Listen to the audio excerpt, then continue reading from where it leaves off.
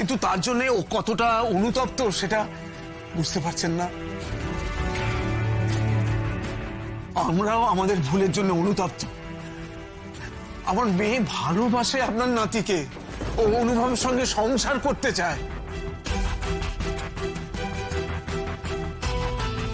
আর সেই সংসারটা ভেঙে যাওয়ার ভয়ে ও এত কিছু করে ফেলেছে।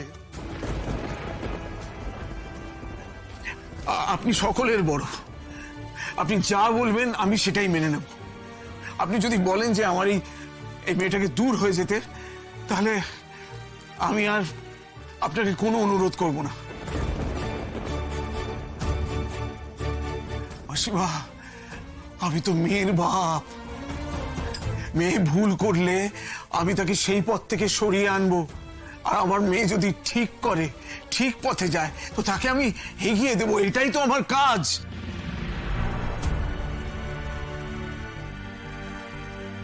আমি আমার মেয়ের ভুল সিদ্ধান্তটা বুঝেছিলাম, আর সেই জন্যই তাকে সরিয়ে আনতে চেষ্টা করেছিলাম সেই ছেলেটার কাছ থেকে। কিন্তু আজ আমি ওর একটা ঠিক সিদ্ধান্ত দেখতে পাচ্ছি। ও তো সংসার করতে চাইছে, তাই আমি একটা সুযোগ ভিক্ষে চাইছি ওর জন্য। আপনি বলুন না, আমার এই অনুরোধটা কি খুব অসঙ্গত? সব বিচারের দায় আমি আপনাকে দিলাম। আমি কি বিচার করব? আমি ওর বিচার করার কে? আমি বুঝতে পারছি না এর মধ্যে আবার আমার মাকে কেন অকারণে চাপ দিচ্ছেন। পার্থবাবু, এটা কিন্তু আপনাদের খুব অন্যায়। আমার মাকে কেন আপনারা বিব্রত করছেন বলুন তো?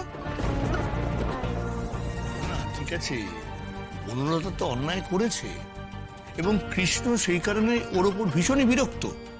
দেখুন, আমার মনে হয় যতদিন না এই অচল অবস্থা কাটে, ততদিন ওরা দুজনে আলাদা আলাদা থাকুক।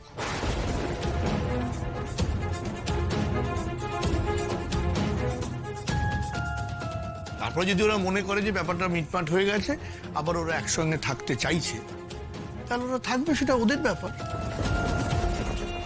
একসঙ্গে থাকবে ওই মেয়ের সাথে?